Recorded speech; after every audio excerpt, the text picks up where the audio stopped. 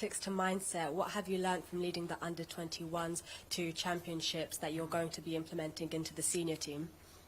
I think there's definitely a lot of similarities. I think regardless of tactics or game plans, I think from a mentality point of view, players have to know that you believe in them, that you care for them, that you want them to do well, that you're supporting them, and ultimately, I think if you can create that environment, that hopefully you're gonna see performances. So that's what we're trying to do.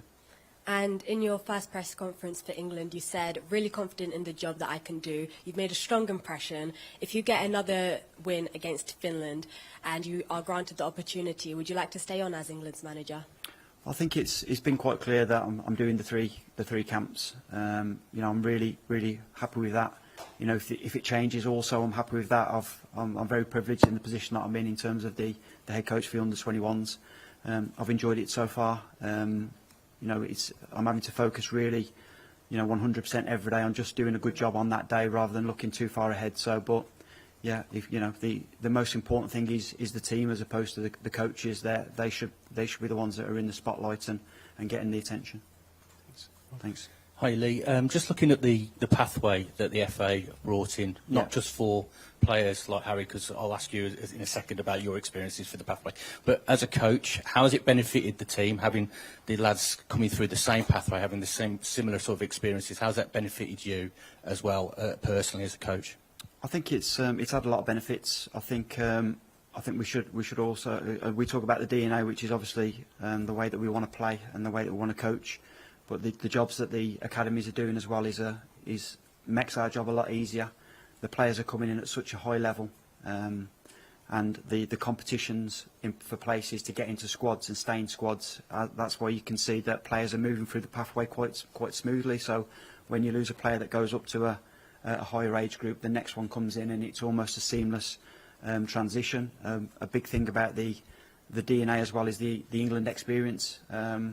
We spoke about it before in terms of 80% of our players are dual nationality, so they have options. It's not just England that they can play for. So, when a player comes into St George, first experience in an England shirt, that you enjoy the experience, that you feel rated, you feel cared for, is just as important as the sessions that the coaches put on.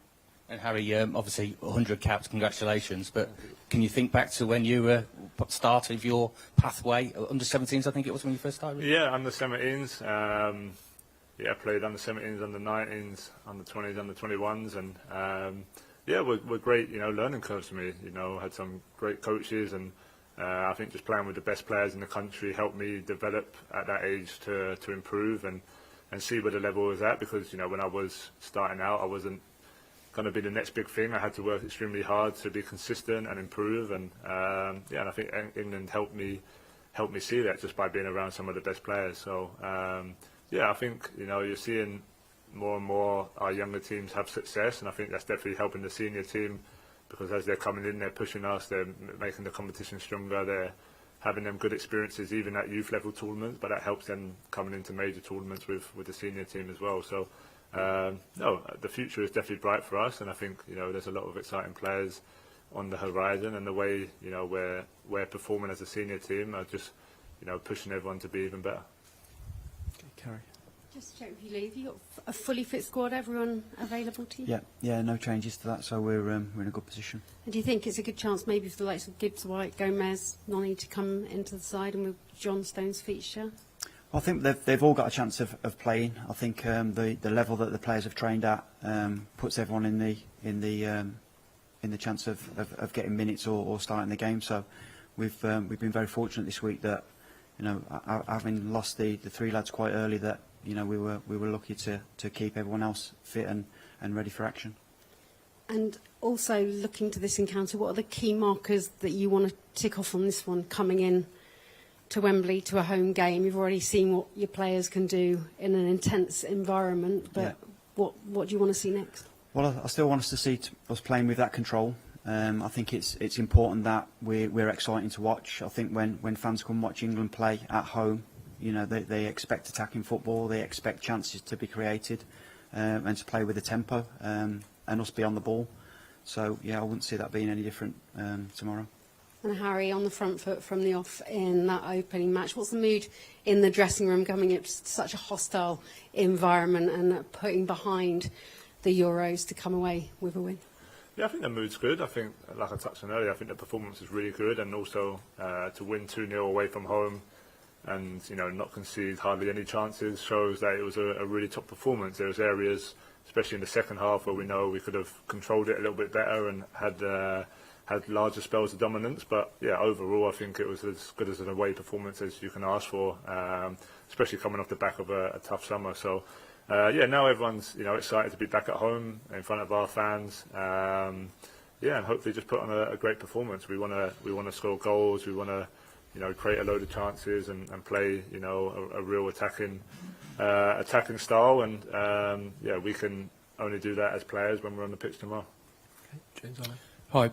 Both. Good luck tomorrow. Harry, firstly, you talked a few times about Ronaldo and sort of being inspired by him. But do you have a personal relationship with him? Do you know him at all? No, I've met him a couple of times just at different events and stuff. But no, he was someone. Him and both Messi were people I looked up to growing up. They was in their prime as I was coming into teenage years, and probably when I was coming into football where I really wanted to improve and get better, not just where I loved football, it's where I actually, where can I improve? So I think both of them were inspirations to me, but I just think to have that hunger and desire and to have that determination and almost a sense to keep proving people wrong and proving to yourself that you can be the best you can be, and then whenever the day comes that you stop playing, you can be proud of what you're doing. So I try and use different players to motivate me, especially players who are older than me. So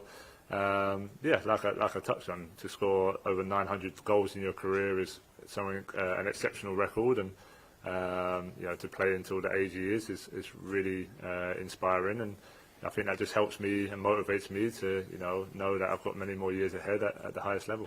A lot of players, when they get older, they drop deeper, but it's the fact that he's still playing as a 9 at his age, is that particularly sort of inspiring to you?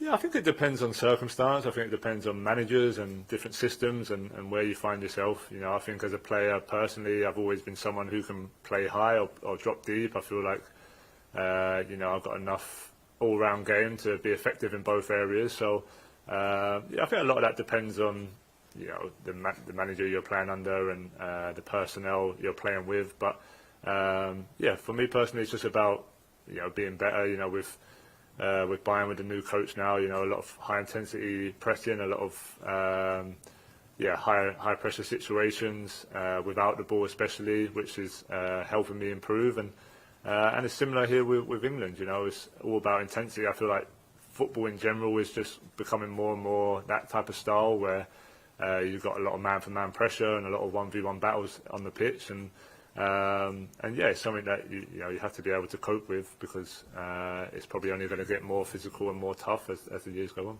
Thank you. And Lee, you played some really good stuff against Ireland, and obviously there was a sort of conversation around the negativity of the team, and maybe they're a bit too conservative before you took over. So do you feel a sense of responsibility to entertain? Is that kind of part of your job? No, I don't think so. No, I think I like watching attacking football. I like coaching it. I think I made a decision when I started coaching. That's how I wanted my teams to play, try and outscore the opposition, regardless of the state of the game. I think obviously it's entertainment as well. So you want to create as many chances as you can and be in possession of the ball. So that's what I see as a responsibility, making sure that you're not stifling the players with your information, and to get the best out of them. So that's what we've tried to do. And I know you've been asked a lot about taking the job on a permanent basis, but do you feel that beating Ireland and playing well, that you're a step closer to it? I feel like we're a step closer as a team. I try not to think about myself too much. If I'm being honest, it's almost insignificant whether it's an issue or not. The best person should get the job. It's an unbelievable job with a great group of players and potential. I know exactly what my role is over the next 3 camps, so I'm more than comfortable with that. Thank you. Thank you, James. Rob, can you pass back to Simon, please?